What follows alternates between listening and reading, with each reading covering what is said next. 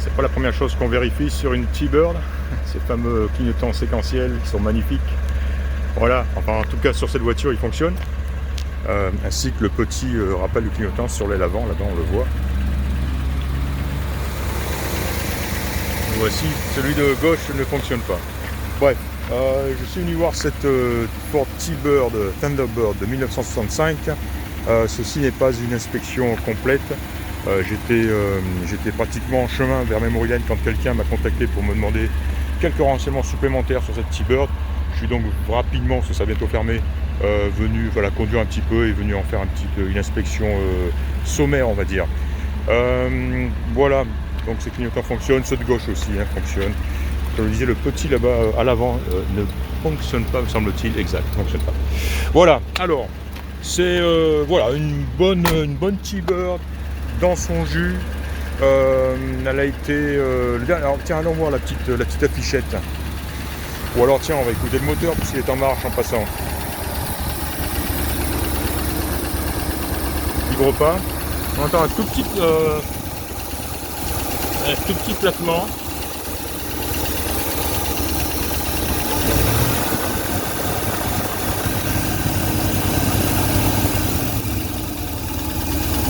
Au ralenti seulement.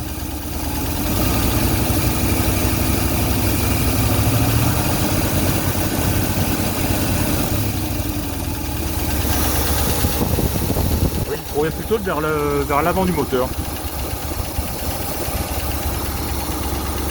Difficile à dire. Bref. Voilà, sinon, ouais, il tourne bien ce moteur. Simplement, j'ai noté malgré tout un peu de fumée à l'accélération à l'arrière.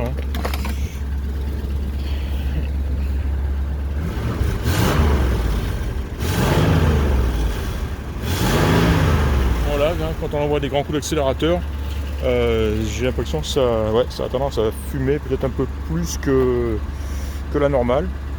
L'odeur aussi vient avec. Je sais pas, ouais, je viens de noter ça. Tiens, je vais arrêter le moteur, on va pas la faire, il fait chaud, on va pas la faire tourner au ralenti. Voilà, donc à part ça, elle est solide, elle est saine cette voiture, elle est vraiment plaisante à conduire, fonctionne bien. Direction, boîte automatique, tout ceci fonctionne, le freinage puissant aussi, on a un énorme booster sur cette voiture là. Elle est équipée du V8 de 390 cubic inch, c'est le 6 litres 4. Boîte auto, je l'ai dit, direction assistée évidemment, c'est une T-Bird. Ouais, elle est vraiment agréable à conduire, marche bien, freine bien, pousse bien, pas de réserve là-dessus. Les chromes sont magnifiques, tous présents, complets et en très bon état. Les emblèmes, les décorations, les baguettes, tout ceci est présent et en très bon état. La peinture date de pas mal d'années à mon avis. Elle est peut-être un petit peu... Ils l'ont même pas nettoyée encore de toute façon. Mais elle est un petit peu... On sent qu'à certains endroits, il semblerait qu'elle soit un petit peu fadasse. Mais non, un bon nettoyage et un lustrage déjà lui ferait beaucoup de bien à cette voiture en particulier. Et sinon, par contre, c'est sain, pas une trace pas de boursouflure, pas de clope, pas de rouille. Ça m'a l'air très sain tout ça. Tiens, allons voir, oui, c'était mon but précédent. La petite affichette de Memory Lane. Qu'est-ce qu'on y trouve? Donc voilà, une T-Bird de 65. Voilà, c'était une dame propriétaire depuis plus de 20 ans qui l'a amené chez Memory Lane. Donc on a un 390 avec la fameuse Cruisomatic transmission. Oui, le volant qui s'écarte, on ira le voir. Bien sûr, direction assistée, frein assisté, les vitres électriques. J'ai noté que la vitre côté passager ne fonctionnait pas. Les sequential turn signal, donc les clignotants séquentiels. La couleur Silver Blue, voilà, fun, smooth, effectivement, elle est vraiment douce et sympa à conduire. A lot of classic car for the money. C'est vrai que bon, une T-Bird de 65 à ce prix-là, avec le plaisir de conduire qu'elle offre, c'est quand même intéressant. Voilà, ceci dit, je pense que c'est une voiture qui mérite, à ce prix-là surtout, qu'on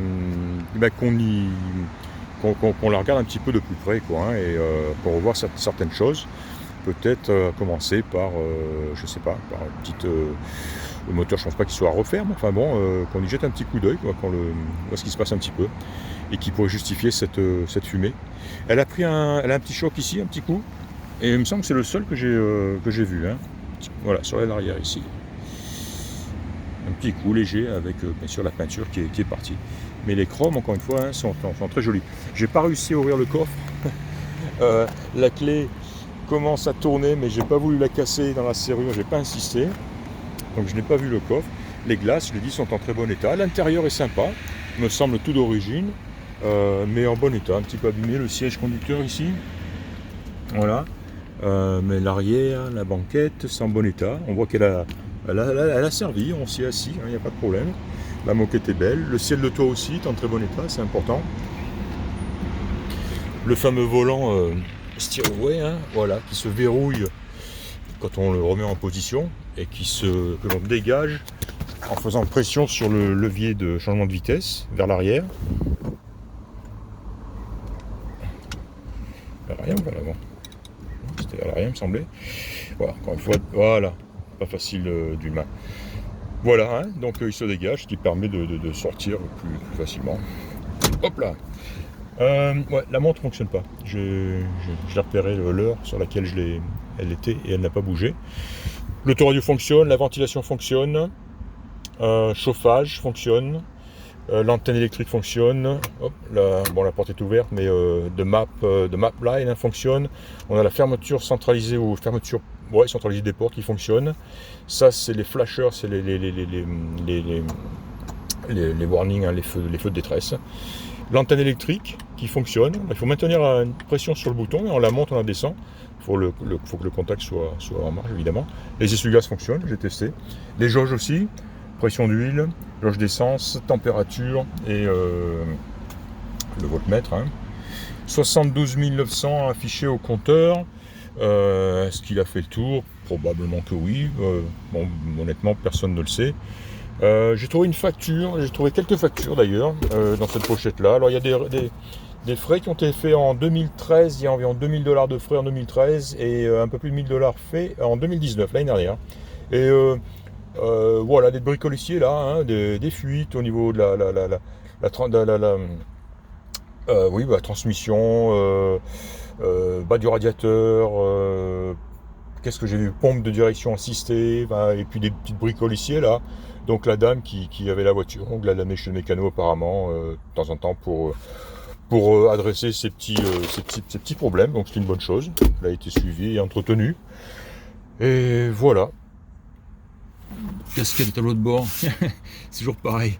À croire que les gens n'utilisent jamais le désembuage, parce que chaque fois souvent quand je mets un désembuage en marche à fond, ça crache tout un lot de saletés qui viennent se poser sur le pare-brise, sur le tableau de bord. Mais ce tableau de bord, il est très très très joli, hein, très joli, très propre.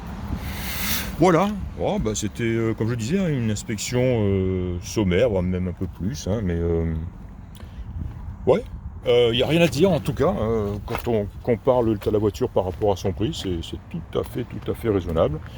Et une voiture qui est destinée à quelqu'un qui cherche un modèle donc à petit budget, mais qui est prêt aussi à faire un petit peu de travail, mettre les mains dedans, et puis voilà. La plaque VIN présente sur le côté, j'en prendrai une photo. Je prendrai quelques photos, hein. J'ai pas amené mon appareil, j'ai pas mon équipement, hein, donc je prendrai quelques photos au téléphone. Comme je le disais, hein, c'est pas vraiment une inspection complète, mais c'était pour avoir, disons, déjà une bonne idée de ce qu'on a, hein, du type de la voiture. Voilà, c'était donc Serge de Rayon Classique, et je vous dis à très bientôt. Au revoir.